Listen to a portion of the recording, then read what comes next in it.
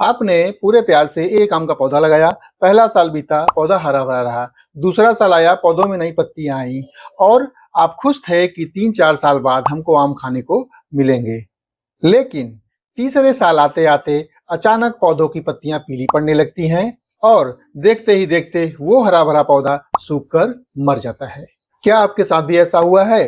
तो बिल्कुल सही जगह पर आए हैं। क्या आपने कभी सोचा है कि आम का पौधा अक्सर 2 से 3 साल बाद ही सूखता क्यों है? शुरुआत में ही क्यों नहीं मर जाता है? नमस्कार दोस्तों, मैं हूं रविंद्र।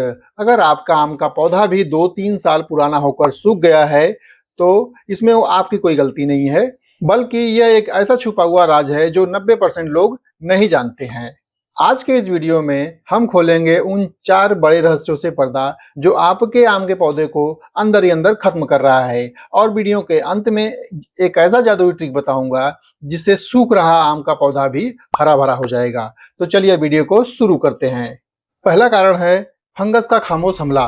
दोस्तों, जब आप आम का पौधा लगाते हो तो शुरुआत में आम की जड़ें छोटी रहती हैं, लेकिन जब 2-3 साल बाद होता है तो आम की जड़ें दूर दूर तक फैल जाती हैं और यहीं पर होता है असली खेल। अगर आपके गमले या फिर जहां आप आम का पौधा लगाए हो वहां पे मिट्टी के चारों तरफ पानी रुकता है तो वहां पर फंगस अपने आप पनपने लगता है और यही आम के रूट का दुश्मन होता है। ये फंगस फ्यूसेरियम, राइजोक्टिनिया, पाइथियम होते हैं जो कि आम की जड़ों को खराब करते हैं।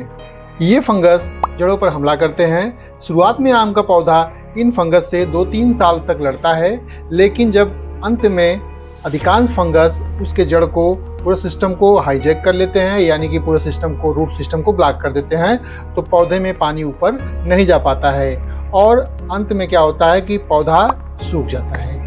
आम की जड़ों को फंगस से बचाना चाहते हैं तो सबसे पहला काम हमारा होगा कि आप सब आम के पौधों को ध्यान दीजिए कि बारिश के मौसम में वहां पे आपके आम के पौधे के अगल बगल पानी नहीं रुके। यदि पानी रुकेगा तो निश्चित तौर पर फंगस पनपने लगेगा। इसलिए आप अपने आम के पौधे के चारों तरफ पानी रुकने न दें, पानी को अगल बगल कहीं निकाल दें। लेकिन यदि आपके आम के पौधे में फंगस लग चुका है तो यदि उसको जैविक रूप से हटाना चाहते हैं तो ट्राइकोडर्मा का उपयोग कर सकते हैं, और रासायनिक रूप से हटाना चाहते हैं तो कॉपर ऑक्सीक्लोराइड या रिडोमिल गोल्ड का उपयोग कर सकते हैं। थोड़े थोड़े दिनों के बाद आप अपने आम के चारों तरफ मिट्टी की गुड़ाई करते रहें ताकि हानिकारक फंगस अपने आप धूप से खत्म हो जाएं। आम का पौधा सूखने का दूसरा कारण कलम यानी कि ग्राफ्ट पॉइंट का धोखा। यह सबसे बड़ा सस्पेंस है जो कोई नर्सरी वाला आपको नहीं बताता है।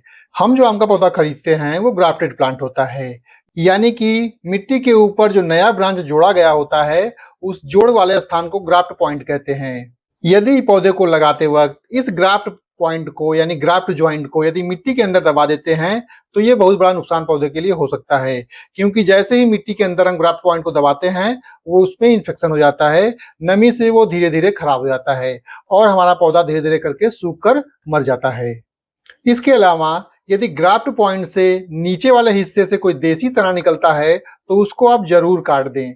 यदि नहीं काटेंगे तो वो वाला जो देसी तना होता है पौधे की अधिकांश एनर्जी खींच लेता है और पौधा धीरे धीरे करके 2-3 साल के बाद मेन जो ग्राफ्टेड वाला पार्ट होता है वो सूख कर मर जाता है।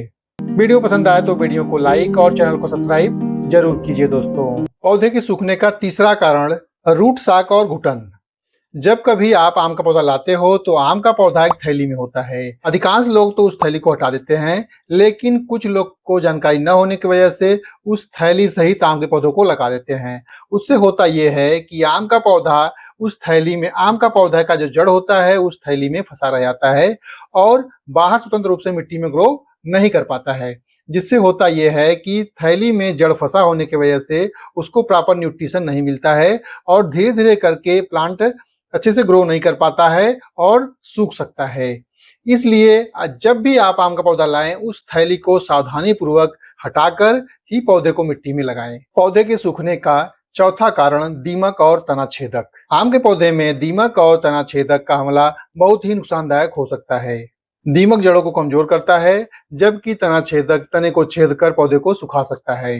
यदि आप इन दोनों कीड़ों से पौधों की रक्षा नहीं करते हैं तो पौधों को किसी भी हालत में ये सब सुखा सकते हैं। दीमक के नियंत्रण के लिए मिट्टी में नीम की खली मिला दें तो दीमक उससे दूर भाग जाते हैं। इसके अलावा क्लोरोपाइरिफास नामक दवा पानी में घोलकर जड़ों के आसपास छिड़क देने से दीमक मर जाते हैं। यदि आपके आम के पौधे में छेद या बुरादा जैसा दिखे तो आप समझ जाइए कि आपके आम के पौधे में तना छेदक का कीटाणु लग चुका है।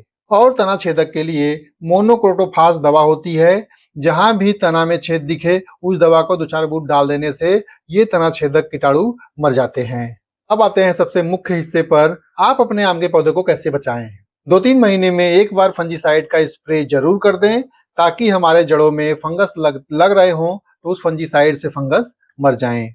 साल में एक बार नीम ऑयल का प्रयोग कर दें, जिससे दीमक हो तो दीमक वहां से दूर भाग जाएं, ताकि जड़ दीमकों से सुरक्षित रहे। पौधे को लगाते समय ग्राफ्ट ज्वाइंट को हमेशा मिट्टी से 5 से 6 इंच ऊपर ही लगाएं, ताकि पौधे का ग्राफ्ट ज्वाइंट खराब न हो। बारिश के टाइम में अपने आम के अगल बगल पानी न रुकने दें। पानी रुकने देंगे तो फंगस लगेगा, और फंगस लगेगा तो हमारा पौधा सूख सकता है। अगर आप सब इन 4 बातों का ध्यान रखेंगे तो आपका आम का पौधा सदा हरा भरा रहेगा और कभी भी सूखेगा नहीं। तो इसी प्रकार के और इन्फॉर्मेशन के लिए आप चैनल को सब्सक्राइब कीजिए, और मिलते हैं अगले नए वीडियो में नई जानकारी के साथ। तब तक के लिए धन्यवाद दोस्तों।